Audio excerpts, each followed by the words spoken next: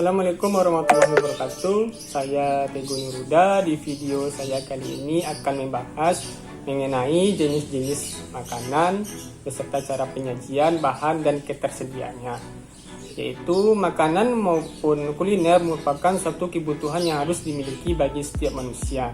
Dan kuliner ini bagi setiap daerah di Minangkabau itu berbeda-beda cara penyajiannya, tergantung dari jenis dan makanan tersebut. Dan di Minangkabau cara pengelolaan dari kuliner ini banyak sekali, ada dengan cara digoreng, dengan cara dikukus, dengan cara dibakar, dan dengan cara penguapan maupun dengan cara-cara tradisional yang tergantung dari daerah-daerahnya masing-masing. Dan di Minangkabau sendiri itu dikenal kaya dengan jenis-jenis makanan tradisionalnya, baik dalam bentuk makanan khas dalam tradisi upacara adat, upacara keagamaan masyarakat, maupun dari bentuk makanan khas dari wisata di daerah yang ada di Sumatera Barat. Selain itu, kuliner Minangkabau juga terkenal dengan kelezatan makanannya. Ini terbukti salah satu makanan rendang merupakan makanan yang masih tetap menjadi makanan nomor 1 di dunia sebagai makanan terlezat. Yang pertama yaitu rendang. Rendang dikenal sebagai kuliner khas masyarakat Minangkabau yang sampai sekarang masih disebut sebagai makanan yang terlezat nomor 1 di dunia. Munculnya makanan rendang ini sangat erat kaitannya dengan kebiasaan dari masyarakat Minang yang suka berpergian, atau disebut juga dengan yang suka pergi merantau, yang pergi untuk mencari penghidupan yang baru, yang berpindah dari satu tempat ke tempat yang lain. Karena menurut masyarakat Minangkabau sendiri, sifat awet dari rendang ini sendiri disukai saat dibawa sebagai bekal untuk berdagang maupun pergi merantau. Dan bahan untuk pembuatan rendang ini biasanya itu terbuat dari daging sapi, daging ayam, daging kerbau, maupun ada juga sebagian dari masyarakat yang membuatnya dengan menggunakan jengkol dan juga telur puyuh yang dimasak dengan menggunakan santan kelapa. Bumbu yang digunakan untuk memasak rendang ini tidak jauh berbeda antara di daerah Darek maupun di daerah rantau Minangkabau dalam mengelola rendang tersebut.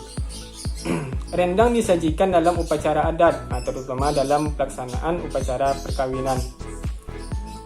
Karena pelaksanaan acara perkawinan itu dahulunya tidak hanya dalam 1 hari saja, tetapi ada juga dalam 3 hari, dan yang paling lama itu sampai seminggu lamanya. Rendang ini termasuk makanan yang istimewa, yang tahan lama, yang sampai tahan itu berbulan-bulan lamanya, sehingga dapat disajikan sebagai bekal yang sering disajikan untuk persediaan sambal dalam pesta perkawinan dan hari peringatan hari raya Idul Fitri maupun Idul Adha.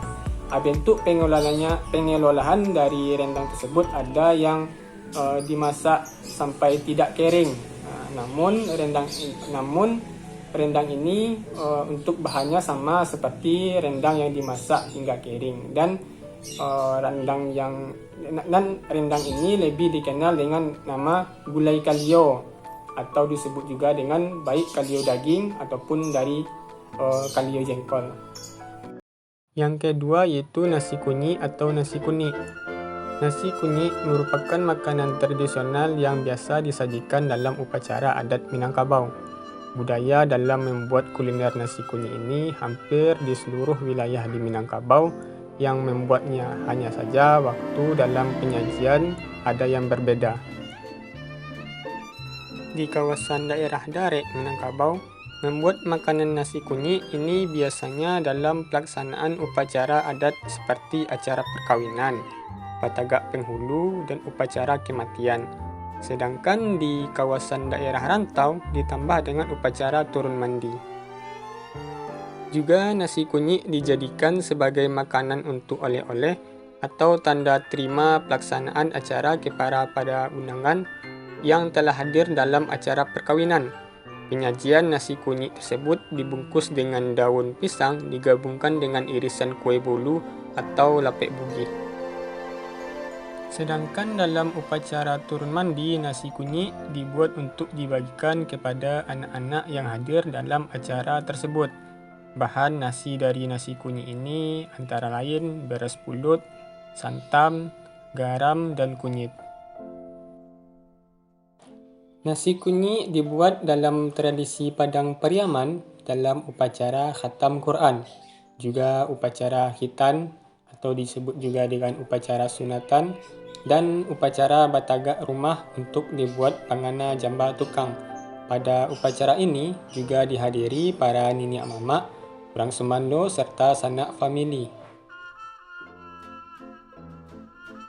Kue pinyaram yaitu sejenis kue adat yang selalu ada dalam upacara adat pernikahan dan pesta datuk, serta upacara keagamaan, upacara kematian di Minangkabau.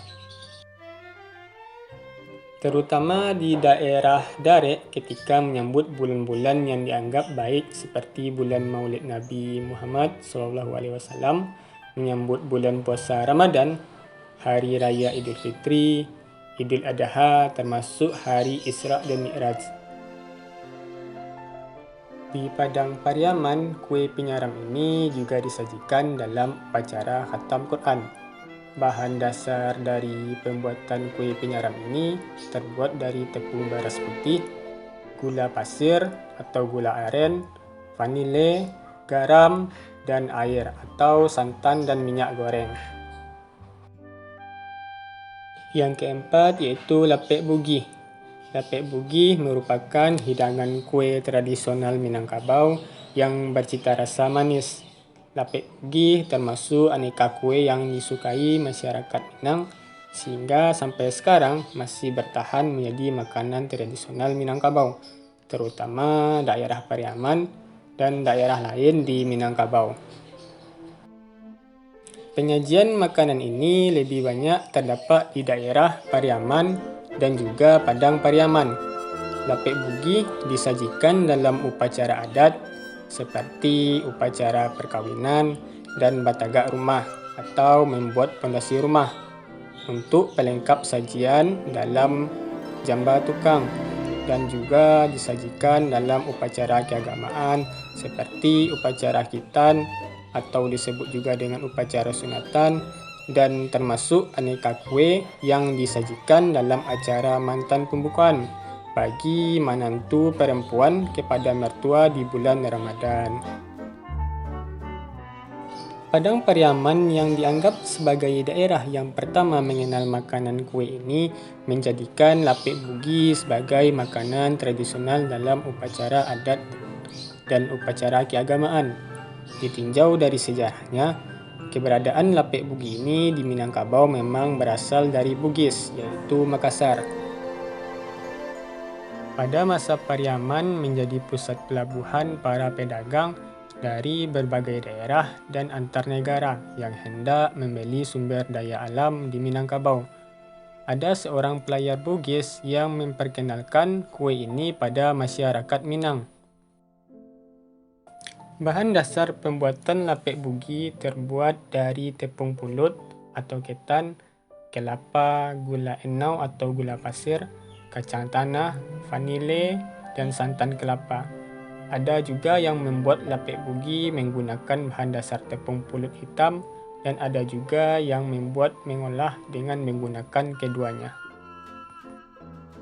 Jadi kuliner tradisional yang ada di Minangkabau tersebut ada yang khusus dibuat pada momen-momen tertentu berdasarkan budaya dan keyakinan masyarakat. Keberadaan kuliner tersebut sejalan dengan tuntutan kondisi masyarakat dan kekayaan sumber daya alam yang ada di Minangkabau. Padang Pariaman contohnya, termasuk daerah yang memiliki masyarakat yang masih kental dengan tradisi adatnya dan kuat dengan keyakinan agamanya, sehingga awal sampai akhir tahun itu selalu menjalankan kewajiban upacara tradisi masyarakat. Ada yang berbentuk tradisi kuliner dalam upacara adat, juga tradisi kuliner dalam upacara keagamaan. Aneka kuliner tersebut yang dibuat dalam acara adat seperti rendang, nasi kunyit, lepek bugi, dan juga pinyaram. Jadi sekian dulu penjelasan saya mengenai jenis-jenis kuliner beserta waktu penyajiannya. Lebih dan kurang saya mohon maaf. Assalamualaikum warahmatullahi wabarakatuh.